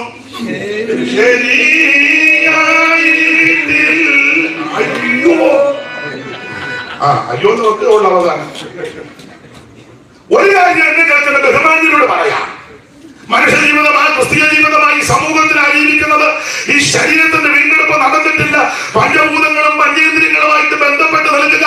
അതുകൊണ്ട് കണ്ണിക്ക് കണ്ട, അതുകൊണ്ടൊക്കെ സംസാരത്തിൽ, നോട്ടത്തിൽ, ഇടപാടിൽ, കൊടുക്കലാകലിലൊക്കെ പോരായ്മകളും വീഴ്ചകളും വന്നു കാണാൻ വന്നിട്ടുണ്ട്. എന്നാൽ ഇന്ന് വരെ നീ ഒന്ന് ഏറ്റു പറഞ്ഞാൽ, നീ ഒന്ന് അനുഭവിച്ചാൽ, ഒന്ന് മടങ്ങി വന്നാൽ ദൈവത്തിന്റെ ഉദിലേക്കും വന്നതുപോലെ വിടത്തില്ല, വന്നതുപോലെ വിടത്തില്ല, വന്നതുപോലെ അയക്കത്തില്ല. സ്ത്രീകൾക്ക് മാറ്റം വരുത്തി നിന്നെ അനുഭവിപ്പാൻ കഴിവുള്ള ഒരു ഇന്നവകൾ നമ്മുടെ നടുവിലുണ്ട്. ദൈവത്തിന്റെ മഹത്വം ഉണ്ടാകട്ടെ. ഓടിച്ച് മുമ്പോട്ട് പോകാൻ കർത്താവിന്റെ മഹത്വം. അകത്തിൽ നിന്ന് ഇസ്രായേൽ പോയില്ല. ഞാൻ ഒരു കാര്യം പറഞ്ഞ് ഓടിച്ചങ്ങ് നിർത്താൻ നിശ്ചയിക്കപ്പെട്ട സമയത്തിൽ ഇവരെ കാദേശ് എന്ന വാക്കിന് ചേർത്ത് യഹോവയ്ക്ക് വിശുദ്ധം. കനാൻ ദേശത്തോട് ഏറ്റവും അടുത്ത് കിടന്ന സ്ഥലമാണ് കാദേശ്. ആവർത്തന പുസ്തകം 2-ാം അധ്യായത്തിന്റെ 13 മുതൽ വായിക്കുമ്പോൾ, ഇപ്പോൾ എഴുന്നേറ്റ് സെരത്തോടെ കടപ്പനെന്ന് കൽപ്പിച്ചതുപോലെ നാം സേരത്തോട് കടന്നിരിക്കുന്ന നാം കാദേശ് എന്നെങ്കിലും പുറപ്പെട്ടത് മുതൽ സേരത്തോട് കടക്കുമ്പോഴുള്ള കാലം 38 സംവത്സരം. അതിനിടയിൽ യോനാക്കളാകുന്ന തലമുറയൊക്കെയും യഹോവ അവരോട് സത്യം ചെയ്യുന്നത് പോലെ വാടകത്തിൽ നിന്ന് മുടിഞ്ഞുപോയി. ഈ കനാനിലോട്ട് പോകാൻ എളുപ്പ വഴിയുണ്ട്. ആ വഴി ദൈവം വിട്ടില്ല. ഇവര് 38 കൊല്ലം കിടന്ന് കറങ്ങി. അവിടെ എഴുതിയിരിക്കുന്നത് 38 കൊല്ലം. 38 എളുപ്പവഴി ഉണ്ടായിരുന്നു. എളുപ്പവഴി ഉണ്ടെന്നുള്ളത് അത് വണ്ടി പോകുന്ന വഴിയാ, എളുപ്പ വഴിയാ. ആ വഴിയിൽ കൂടെ ആ രഥം വന്നത്, യോസേഫ് അയച്ച രഥം അപ്പനെ കാണാൻ. അതുകൊണ്ട് ആ സഹോദരന്മാർ അപ്പനോട് പറഞ്ഞ അപ്പച്ചായും ബെന്യാമീനെ വിടാഞ്ഞത് കൊണ്ട് ഇവരെ വിടുകയാണെങ്കിൽ ഞങ്ങളിപ്പോ 2 വട്ടം പോയച്ചു വന്ന്. അപ്പൊ എളുപ്പവഴിയുണ്ട്. അത് വീതിയുള്ള വഴി, വിശാലമായ വഴി എളുപ്പ വഴിയാണ്. പക്ഷെ ആ വഴിയിൽ കൂടെ ദൈവം വിട്ടില്ല. അതെല്ലാം വിടാൻ ഞാൻ വായിച്ചേ. പുറപ്പാട് പുസ്തകം 13-ാം അധ്യായത്തിന്റെ 17-ാമത്തെ വാക്യം വായിച്ചേ. പുറപ്പാട് 13:17. ഫറവോൻ ജനത്തെ വിട്ടയച്ച ശേഷം ദേശത്തു കൂടിയുള്ള വഴി അടുത്തു എന്ന് വരികിലും, പക്ഷേ ജനം യുദ്ധം കാണുമ്പോൾ അനുദമിച്ച് മിസ്രയീമിലേക്ക് മടങ്ങി പോകുന്നു വെച്ച് ദൈവം തമ്പുരാൻ അവരെ അതിനെ കൊണ്ടുപോകുന്ന അടുത്ത വാക്യം, മരുഭൂമിയിൽ ചെങ്കടലരികെയുള്ള മരുഭൂമിയിൽ കൂടി ദൈവം ജനത്തെ ചുറ്റി നടത്തി. അപ്പൊ എളുപ്പ വഴി കൂടെ ദൈവം വിട്ടില്ല, ദൈവം ചുറ്റിച്ചു. അപ്പൊ ഇവരെ ചുറ്റിച്ചത് ആരാ? ദൈവമാണ്. അതെന്തിനാ അങ്ങനെ ചുറ്റിച്ചേ? അങ്ങനെ ചുറ്റിക്കാവോ? അങ്ങനെ ചുറ്റിക്കുന്ന ദൈവത്തെ വേണം. ഉള്ള വിശ്വാസവും പോയി. ചില പച്ച പിടിച്ചു വരുമായിരുന്നു. ദൈവം ഇവരെ ചുറ്റിച്ചത് പറവാൻ നിലത്ത് വിട്ടയച്ച ശേഷം ഫെലിസ്ത്യരുടെ ദേശത്തു കൂടിയുള്ള വഴി അടുത്തതാ, അതിലെ വിട്ടില്ല. ബിലാലിയുടെ കാര്യം അവിടെ തന്നെ ആൻസർ ഉണ്ട്. ഈ വഴിയുടെ പ്രത്യേകത ഫെലിസ്ത്യരുടെ ദേശത്തു കൂടിയാണ്. ഫെലിസ്ത്യർ എന്ന് പറഞ്ഞാൽ ഒരു മര്യാദയുള്ളവന്മാരല്ല ഫെലിസ്ത്യര്. ഇസ്രായേൽ പാട്ടുമൊക്കെ പാടി അങ്ങോട്ട് പോവാ. പറവോന് ഞാനിനി അടിമയെന്ന് പറഞ്ഞ് പാട്ട് പാടി മുമ്പ് രാജപാതകളുടെ രണ്ടു വശത്തും ഫെലിസ്ത്യരുണ്ട്. ഫെലിസ്ത്യർ എന്ന് പറഞ്ഞാൽ ശപിക്കപ്പെട്ട സന്തതിയാണ്. നോഹയ്ക്ക് 3 മക്കളാ, ഷേമ, ഹാമ, യാവത്ത്. അതിൽ ഷേമിന്റെ വംശത്തിൽപ്പെട്ടതാണ് അബ്രഹാം. ഹാമിന്റെ വംശത്തിൽപ്പെട്ടതാണ് ഫെലിസ്ത്യരും കനാനും. പെട്ടെന്ന് വായിക്കാൻ രാജമാമൻ നിങ്ങൾ രണ്ടുകൂടെ ചടയെന്ന് വായിക്കും. 10:1, 10:6, 10:13, 10:14, 11:10, 10, 12, 14, 16, 18, 20, 22, 24, 26. ആദ്യം ഉൽപ്പത്തി 10:1 വായിക്കും. നോഹയുടെ പുത്രന്മാരായ ഷേം, ഹാം, യാഫത്ത്. അതില് ഷേമിന്റെ വംശത്തിൽപ്പെട്ടതാണ് അബ്രഹാം. 11:10 വായിക്കുക. 11:10. ഷേമിന്റെ വംശപാരമ്പര്യമാവില്ല. ഷേമിന് 100 വയസ്സായപ്പോൾ ജലപ്രളയത്തിന് മുമ്പ് 2 സമ്പത്തിനിപ്പോൾ അർപ്പച്ചാദിനെ ജനിപ്പിച്ചു. 12-ാം വാക്യം അർപ്പച്ചാദിന് 35 വയസ്സായി. ശാലേഖനെ ജനിപ്പിച്ചു. 14-ാം വാക്യം ശാലേഖന് 30 വയസ്സായി. അവൻ ഏബേറിനെ ജനിപ്പിച്ചു. 16-ാം വാക്യം ഏബേറിന് 34 അവൻ വയസ്സായി. പെലേഗിനെ ജനിപ്പിച്ചു. 18-ാം വാക്യം പെലേഗിന് 30 അവൻ വയസ്സായി. രെയൂവിനെ ജനിപ്പിച്ചു. 20-ാം വാക്യം രെയൂവിന് 32 അവൻ വയസ്സായി. ഷെറൂദിനെ ജനിപ്പിച്ചു. 22-ാം വാക്യം ഷെറൂദിന് 30 അവൻ വയസ്സായി. നാഗോറിനെ ജനിപ്പിച്ചു. 24-ാം വാക്യം നാഗോറിന് 29 അവൻ വയസ്സായി. ദേരകിനെ ജനിപ്പിച്ചു. 26-ാം വാക്യം ദേരകിന് അവൻ അബ്രഹാം, അബ്രഹാമില്ല അവൻ അബ്രാം, നാഹോർ, ഹാരാൻ എന്നിവരെ ജനിപ്പിച്ചു. 27 തേരഹിന്റെ വംശപാരമ്പര്യം അവരുടെ അബ്രാമിനെ നാഗോറിനെ ഹാരാൻ ജനിപ്പിച്ചു. ഹാരാൻ തന്റെ ജന്മദേശത്ത് കൽദരുടെ പട്ടണമായി ഊരി വെച്ച് തന്റെ അപ്പനാകുന്ന ദേരകിന്റെ മനെ മരിച്ചുപോയി. അബ്രാമിന്റെ നാഗോറും ഭാര്യമാരെടുത്തു. അബ്രാമിന്റെ ഭാര്യയ്ക്ക് സാറ എന്നും നാഗോറിന്റെ ഭാര്യയ്ക്ക് മിൽക്കയെന്നും പേരുകൾ മിൽക്കയുടെ പുത്രൻ ഹാരാന്റെ പുത്രിയായിരുന്നു. സാറ മച്ചിയായിരുന്നു. തലമുറ ഉണ്ടായിരുന്നില്ല. ആ ദേരകൻ തന്റെ മകനായ വായിച്ചേ അബ്രാമിനെയും ഹാരാന്റെ മകനായ തന്റെ പൗത്രൻ ലോത്തിനെയും തന്റെ മകനായ അബ്രഹാമിന്റെ ഭാര്യയായി മരുമകളാകുന്ന സാറായെ കൂട്ടിക്കൊണ്ട് കർദീരുടെ പട്ടണമായ ഊറിൽ നിന്ന് കനാൻ ദേശത്തേക്ക് യാത്ര ചെയ്യുവാൻ പുറപ്പെട്ടു. അങ്ങനെ അവർ ഹാരാൻ പരവതോടെ പാർത്തു. ദേരകന്റെ ആയുഷ്കാലം 205 സംവത്സരം ദേരക ഹാരാന് വെച്ച് മരിച്ചു. ഇതാണ് അബ്രാമിന്റെ പാരമ്പര്യം. രണ്ടാമത്തവൻ ഹാമിന് 4 മക്കൾ. 10:6 ഉൽപ്പത്തി 10:6. ഹാമിന്റെ പുത്രന്മാർ കൂശൻ, മിസ്രയീം, പൂത്, കന. അത് രണ്ടാമത്തവൻ മിസ്രയീം. മിസ്രയീമിന് 6 പിള്ളേര്. 13-ാം വാക്യം മിസ്രയീമോ ലുഥീം, അനായീം, ലോഹാബീം, നഫ്തൂഫി, പത്രുസി, കൽസുഹീം. ഒപ്പിച്ചല്ലോ. മിസ്രയീമോ ലൂദി, അനാമി, ലഹാബി, നഫ്തൂഫി, പത്രുസി, 6 പേര്. ഇനി 14-ാം വാക്യം ഇവരിൽ നിന്ന്, അത് വലിയ കട്ടിയില്ല വായില്ല, കട്ടിയില്ല. അപ്പൊ ഇവരിൽ നിന്ന് ഫെലിസ്ത്യരെ ഉത്ഭവിച്ചു. ഇതാണ് ഫെലിസ്ത്യ ചരിത്രം. ഇതാ ഫെലിസ്ത്യരുടെ ഉത്ഭവം. അപ്പൊ ശ്രദ്ധിക്കുക, ഈ രാജപാതകളുടെ 2 വശത്തും ഫെലിസ്ത്യരുണ്ട്. ഇത് എളുപ്പ വഴിയാ, വീടുകളുടെ വഴിയാ, വിശാലമായ വഴിയാ, എളുപ്പ വഴിയാ, നല്ല വഴിയാ. എന്റെ ഭാഷ പറഞ്ഞ ഹൈവേ, വണ്ടി പോകുന്ന വഴി. ആ വഴി ദൈവം ഇവരെ വിട്ടില്ല. അതെല്ലാം വിടാഞ്ഞത് സർവജ്ഞാനയായ ദൈവത്തിനറിയാം. ഈ രാജപാതയുടെ 2 വശത്തും ഫെലിസ്ത്യരുണ്ട്. ഫെലിസ്ത്യൻ എന്ന് പറഞ്ഞാൽ മര്യാദയുള്ളവന്മാരല്ല. ഇവൻ കണ്ടാ പേടിക്കും. മിക്കതും മല്ലന്മാരാ. കൊടുത്തന്നെ നെടുപ്പം തന്നെ എഴുതി വെച്ചേക്കുന്ന വായിച്ച 17:4 ശൗമേലിന്റെ 1-ാം പുസ്തകം 17:4 ഫെലിസ്ത്യ പ്രകൃതി, മല്ലന്റെ പ്രകൃതി വായില്ലേ. 17:4. അപ്പോൾ ഫെലിസ്ത്യരുടെ പാളയത്തിൽ നിന്ന് ഗത്തിനായ ഗോലിയാത്ത് എന്നൊരു മല്ലൻ പുറപ്പെട്ടു വന്നവൻ 6 മുഴം ഒഴുകാൻ എടുപ്പ്. അവന്റെ തലയിൽ വലിയ താമര ശിരസ്ത്രം. അവൻ 5000 ചെക്കൽ തൂക്കമുള്ള താമര കവയം ധരിച്ചു. അവന് കാറ്റട്ടയും ചുമലി താമര കൊണ്ടൊരു വേലുമുണ്ട്. അവന്റെ കുന്തത്തിന്റെ തണ്ട് നെയ്ത്തുകാരന്റെ പടപ്പുതട്ട് പോലെ. കുന്തത്തിന്റെ അലക് 600 ചെക്കൽ ഇരുമ്പ്. ഒരു പരിചയക്കാരൻ അവന്റെ. ഈ പ്രകൃതിയുള്ള ഫെലിസ്ത്യ മല്ലന്മാര് രാജപാതകളുടെ 2 വശത്തുമുണ്ട്. ഇസ്രായേൽ പാട്ട് പാടി അങ്ങോട്ട് ചെല്ലുമ്പോൾ പതിയിരിക്കുന്ന ഫെലിസ്ത്യൻ ഇവരെ കയറി അടിക്കും. അവ അടി കൊള്ളുമ്പോൾ ഇവര് തിരിച്ചോടി ഇസ്രായേലിൽ പോകും. അത് ദൈവത്തിന് അറിയാം. അതുകൊണ്ടാണ് അതിലേക്കിടാൻ. കാരണം ഇസ്രായേലിന് യുദ്ധം ചെയ്യാൻ അറിയത്തില്ല. ന്യായാധിപന്മാരുടെ പുസ്തകമൊക്കെ നമ്മൾ പഠിക്കുമ്പോൾ യുദ്ധം അറിഞ്ഞിട്ടില്ലാത്ത ഇസ്രായേൽ മക്കളെ അങ്ങനെ ഇവർക്ക് യുദ്ധം അറിയത്തില്ല. പിന്നെ ഇവർക്ക് അറിയാമെന്നാണ് ഞാൻ പറഞ്ഞ പോലെ 2 കാര്യം അറിയാം. ഒന്ന് കഴിക്കാൻ അറിയാം, 2 കുഴയ്ക്കാനും അറിയാം. നിങ്ങളൊരു വിഷയം കൊടുത്താൽ കുഴച്ച് കയ്യിൽ തരും. തലേ ആഴ്ച കൊടുക്കണം. പിറ്റേ ആഴ്ച കമ്മിറ്റി ഉണ്ടെങ്കിൽ അത് നന്നായിട്ട് കുഴച്ച് കയ്യിൽ തരും. നല്ല ചക്കും ചക്കാനായിട്ട് കുഴയ്ക്കും പോലെ കുഴയ്ക്കാനും അറിയാം. പിന്നെ അത് നന്നായിട്ട് അറിയാം. ചോദിച്ചു മേടിക്കല്ലേ. നിങ്ങളെ കല്യാണത്തിനൊക്കെ ഇവിടുത്തെ അറിയത്തില്ല, നാട്ടിലൊക്കെ ഒലത്ത്, അവന്റെ പേര് ഒലത്തെന്നാണോ? അല്ല, എന്നാൽ ഇത് കിട്ടാൻ വേണ്ടിയാ. പിന്നെ അന്നേരം വിളിക്കുന്നതുകൊണ്ട് വലിയ പ്രശ്നം. അത് കഴിഞ്ഞ് വിളിച്ചാൽ വിവരമായി അതൊക്കെ ചോദിച്ചു മേടിച്ച് കഴിക്കും. അത് ഒരു മാറ്റി ചോദിച്ചു മേടിക്കുമോ? പക്ഷെ ഇടയ്ക്ക് പറഞ്ഞ പാടിയ പാട്ട് ഇതൊന്നും നമ്മളെ ബാധിക്കുന്ന വിഷയമല്ലെന്ന് പറഞ്ഞ് ഇറങ്ങിപ്പോകുന്നത്. പക്ഷേ ഇതൊക്കെ നല്ല ശ്രദ്ധയാണ്. രണ്ട് കാര്യം പറയാം. ഒന്ന് കഴിക്കാൻ അറിയാൻ, രണ്ട് കൊടക്കാൻ. യുദ്ധം ചെയ്യാൻ അറിയത്തില്ല, അത് ദൈവത്തിന് അറിയാം. യുദ്ധം ചെയ്യാൻ അറിയാൻ വേണ്ടിയില്ല. പോകൊക്കെ കണ്ട ആ ഞായറാഴ്ചയുള്ള പറഞ്ഞു NIV, KJV, സംഗീത രത്നാവലി, സിയോൻ ഗീതാവലി, ആശ്വാസ ഗീതങ്ങൾ വരവൊക്കെ കണ്ട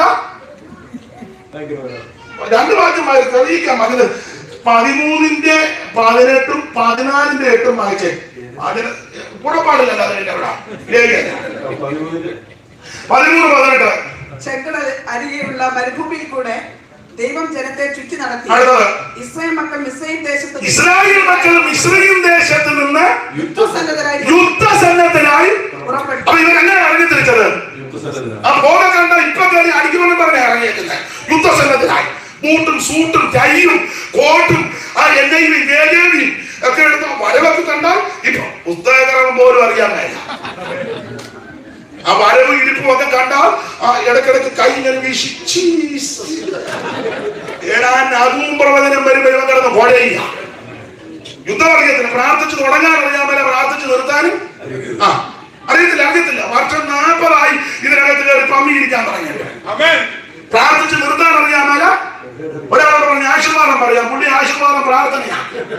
പ്രാർത്ഥന പിന്നെ കണ്ണുനീര്. മരിക്കണം പറഞ്ഞ് കർത്താവെ വാഴ്ത്തി നോക്കി തരാം. ഇത് എന്തിനാണ് പറഞ്ഞത്? അയ്യോ അറിയത്തില്ല, യുദ്ധം ചെയ്യാം അറിയത്തില്ല. കല്യാണം നടത്തില്ല. അപ്പൊ ചെറുക്കനോട് പറയേണ്ട, പെണ്ണിനോട് പറഞ്ഞു, പെണ്ണിനോട് പറയേണ്ടത്. പിന്നെ അവരുടെ നേരത്തെ എല്ലാം പറഞ്ഞത് കൊണ്ട് അവരെ പോകേണ്ടതെല്ലാം പോയി പറയേണ്ടതെല്ലാം ബാക്കി ബാക്കി പൂരാക്കാരോ കൂടിക്കരുത്.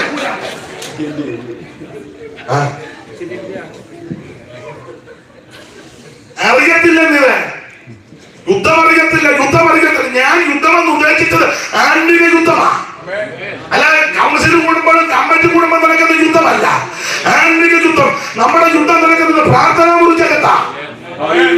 പെന്തിക്കോസ്തുകാരന്റെ യുദ്ധം നടക്കുന്നത് അവൻ കൗൺസിലിലല്ല, കമ്മിറ്റിയിലല്ല, അടിയന്തര കമ്മിറ്റിയിലല്ല. നിന്റെ യുദ്ധം നടക്കുന്നത് പ്രാർത്ഥനാ മുറിക്കകത്താ. ഈ പ്രാർത്ഥനയിൽ പോരാടണം, ഈ പ്രാർത്ഥനയിൽ ആഗ്രഹിക്കണം, ആത്മാവിൽ പോരാടി പ്രാർത്ഥിക്കണം. പൗലോസ് പറഞ്ഞ വാക്യം പറയുന്നത് സകല പ്രാർത്ഥനയിലാണ് ഞാനിയാണ് ഏത് നേരത്തും ആത്മാവിൽ പോരാടി പ്രാർത്ഥിക്കണം. എല്ലാത്തിന്റെ ശക്തമായ പ്രാർത്ഥനയോടെ ആത്മാവിൽ പോരാടണം. ഞാന് ഈ പ്രസംഗത്തിന്റെ ഒരു ഭാഗം പറഞ്ഞതുകൊണ്ട് സമയത്തെ ഞാനും ബഹുമാനിക്കുകയും പാലിക്കുകയും ചെയ്യാം. കർത്താവിന്റെ മഹത്വം. CPമാനായി പറഞ്ഞ പോലെ ഇനി ദൈവം അനുവദിക്കുകയാണെങ്കിൽ എന്തെങ്കിലും കരമുയർത്തി ദൈവത്തെ സ്തുതിച്ചാണ്. ഒരു കാര്യം ഒന്ന് ഓർപ്പിക്കട്ടെ. തിരുവല്ലയിലെ ഒരു കൂട്ടായ്മയുണ്ട്. അച്ചായൻ അവിടെ വന്നിട്ടുണ്ട്. നിങ്ങൾ നാട്ടിൽ വരുമ്പോൾ സമയവും സന്ദർഭവും ലഭിക്കുകയാണെങ്കിൽ വിളിക്കണ്ട, അങ്ങ് വന്നാൽ മതി. ഒരു ആരാധനയ്ക്ക് എല്ലാവരും ക്ഷണിക്കുക. പ്രാർത്ഥനയിൽ ഓർക്കാൻ, പ്രാർത്ഥനയിൽ പോരാടാൻ, വിശ്വസ്തരായിട്ട് നിൽക്കാൻ. പെന്തിക്കോസിന്റെ തനിമ കളയരുത്. വേർപാടിന്റെ ഉപദേശത്തിൽ നിൽക്കണം. എല്ലാത്തിനും ഉപരി പ്രാർത്ഥനയിൽ പോരാടി നിത്യതയിലെത്തണം. എനിക്ക് ഈ പ്രാവശ്യവും സമയം അനുവദിച്ച് ശുശ്രൂഷയ്ക്ക് സാവകാശം തന്ന ബഹുമാന്യ കർത്തൃദാസിനോടും മാന്യ സഭയോടും ചുമതലപ്പെട്ടവരോടും ഒരിക്കൽ കൂടി നന്ദി ചൊല്ലി എന്റെ വാക്കൊന്ന് വിരമിക്കുന്നു. വരുന്ന ദിവസം ഫ്ലോറിഡായിട്ട് പോകണം. നിങ്ങളെ യാത്രയോർത്ത് പ്രാർത്ഥിക്കണം, ശുശ്രൂഷയോർത്ത് പ്രാർത്ഥിക്കണം എന്ന് വിനീതമായിട്ട് അപേക്ഷിച്ച് വാക്കൊന്ന് വിരമിക്കുന്നു. ദൈവം നിങ്ങളെ എല്ലാവരെയും അനുഗ്രഹിക്കട്ടെ. ഇനി എപ്പോഴാണ് സന്ദേശം പോലെ അപ്പോയിന്റ്മെന്റ് ഒന്നും വേണം. കഥാവ് നൽകുന്ന നല്ല ശുശ്രൂഷയോട് ദൈവത്തിന്റെ സ്തോത്രം. നമുക്ക് എല്ലാവരും എഴുന്നേറ്റ് നിന്ന് ഒന്നിച്ചൊരു പാട്ട് പാടാം. ദൈവദാസൻ നമ്മളോട് ചേരും. പഴയ പാട്ട് പാടണമെന്ന് എനിക്കും ആഗ്രഹം ഉണ്ടെങ്കിൽ അങ്ങനെ പോകുന്നില്ല. അത് പഴയ തന്നെ വേണം. വിശുദ്ധിയെ തികച്ച് നാം ഒരുങ്ങി നിൽക്കാം എന്നുള്ള പാട്ട് പാടി നമ്മുടെ ദൈവത്തെ ഒന്നിച്ചൊന്ന് ആരാധിക്കാം. സ്തോത്രം. ആമേൻ. Praise the Lord. വിശുദ്ധിയെ തികച്ചു നാം ഒരുങ്ങി നിൽക്കാം. പ്രിയൻ വരുവാതിൻ താമസമേറെയില്ല. വിശുദ്ധിയെ തികച്ചു നാം ഒരുങ്ങി നിൽക്കാം. പ്രിയൻ വരുവാതിൻ താമസമേറെയില്ല. തന്റെ വാഗ്ദത്തങ്ങൾ നിറവേറുന്നു.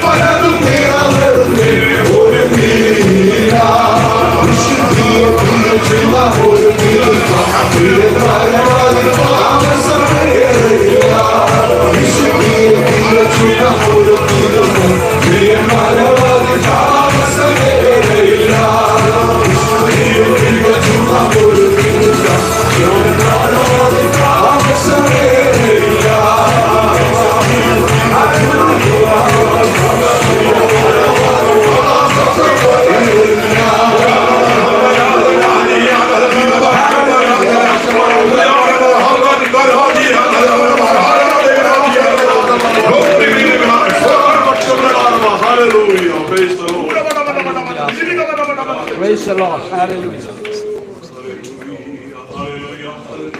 Praise the Lord. Hallelujah. പ്രാർത്ഥനയ്ക്കായി നമ്മുടെ തലകളെ വണക്കാം. കടന്നു വന്ന നിമിഷം മുതൽ തക്കോണ കഥാവിന്റെ വലിയ സാന്നിധ്യം ഉണ്ടായിരുന്നല്ലോ. ദൈവം നമ്മെ ഇന്ന് പകൽക്കാലം അനുഗ്രഹിച്ചല്ലോ. ദൈവത്തിന്റെ ആത്മാവ് നമ്മളെ കൃത്യമായി ഇടപെട്ടല്ലോ, സംസാരിച്ചല്ലോ. ദൈവവചനത്തിൽ നമുക്ക് തന്നെ സമർപ്പിച്ചുകൊണ്ട് പ്രാർത്ഥിക്കാം. ഞങ്ങളുടെ ദൈവമേ, സ്വർഗ്ഗസ്ഥ പിതാവേ, ഈ അനുഗ്രഹീതമായ പകൽക്കാലത്തിനായി സ്തോത്രം ചെയ്യുന്നു.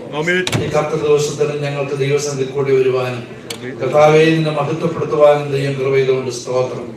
നീ ഞങ്ങളെ സ്നേഹിച്ച് നിന്റെ പുത്രനായ ക്രിസ്തുവിനെ ഞങ്ങൾക്ക് വേണ്ടി നീ പരസ്യമായി നിർത്തി. നിന്റെ പുത്രൻ കൂടെ ഞങ്ങൾ അനുഭവിക്കുന്ന എല്ലാ അനുഗ്രഹങ്ങൾക്കും നന്മകൾക്കും വീണ്ടെടുപ്പിനും പ്രത്യാശയ്ക്കും സന്തോഷത്തിനും സമാധാനത്തിനായി സ്തോത്രം ചെയ്യുന്നു. ഇന്ന് പകൽക്കാലം പാടി നിന്നെ ആരാധിപ്പാൻ കൃപയിലോ നിന്നെ മഹത്വപ്പെടുത്തുവാൻ ഞങ്ങളെ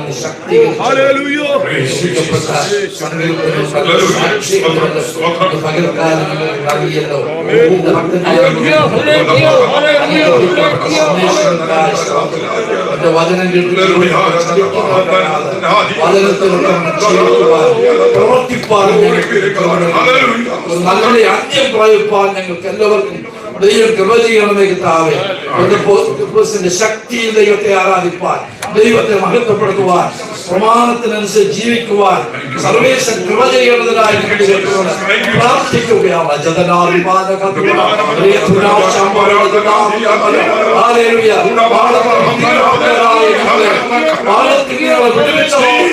ഞങ്ങൾ ദൈവത്തെ മഹത്വപ്പെടുത്തുന്നു. ഭക്തിയും വിശ്വാസവും നിർമ്മതയും സ്നേഹമെല്ലാം മുറുകെ പിടിച്ചുകൊണ്ട് ഭക്തിയോടുകൂടെ ഞങ്ങളുടെ പ്രവാസകാലം കഴിപ്പാൻ ഞങ്ങൾക്ക് ദൈവം കൃപ ചെയ്യണമെന്ന് പ്രാർത്ഥിക്കുന്നു. ദുരിതാസന്മാരെ ഞങ്ങളുടെ മധ്യത്തിലേക്ക് നീ അയച്ചുകൊണ്ട് സ്തോത്രം. പ്രത്യേക പാസ്റ്റർ പി സി മാത്യുവിനും കുടുംബത്തിനു വേണ്ടി ഞങ്ങൾ ദൈവത്തോട് പ്രാർത്ഥിക്കുന്നു. ഈ രാജ്യത്തേക്ക് നീ അയച്ചല്ലോ, തന്റെ ദൈവത്തിന്റെ സ്തോത്രം. തന്റെ പ്രവർത്തനങ്ങളെല്ലാം ദൈവം അനുഗ്രഹിക്കണമേ. തന്റെ വിചാരണയുള്ളതായ സഭകളെല്ലാം ദൈവം ധാരാളമായി അനുഗ്രഹിക്കണമേ. കർത്താവിന്റെ വേലയെ വർദ്ധിച്ചു വരുവാനിടയാക്കണമെന്ന് പ്രാർത്ഥിക്കുന്നു. മോനായിക്ക് വേണ്ടി പ്രാർത്ഥിക്കുന്നു. ഇത് പകൽക്കാലം ഞങ്ങളുടെ മധ്യത്തിൽ നയിച്ചല്ലോ, അനുഗ്രഹിക്കപ്പെട്ടവരിൽ ക്ലാസുകൾ എടുക്കുവാൻ ദൈവം അങ്ങനെ നീ ശക്തീകരിച്ചുകൊണ്ട് സ്തോത്രം ചെയ്യുന്നു. Praise the Lord. പിന്നെ ഈ രാജ്യത്തായിരിക്കുന്നതോടൊപ്പം നിന്റെ പ്രത്യേകമായ സൂക്ഷിപ്പിലും കാവലും ഒക്കെ അയക്കേണ്ടതിന് വേണ്ടി ഞങ്ങൾ ദൈവത്തോട് പ്രാർത്ഥിക്കുന്നു. അതുകൂടി ചെയ്യുന്ന എല്ലാ ശുശ്രൂഷകൾക്കായി സ്തോത്രം ചെയ്യുന്നു. ഭാഷ നിഷ്കാവാദത്തിന് വേണ്ടി ഞങ്ങൾ പ്രാർത്ഥിക്കുന്നു. ഒടുവിലായി ഞങ്ങളെ കേൾപ്പിച്ച അനുഗ്രഹിക്കും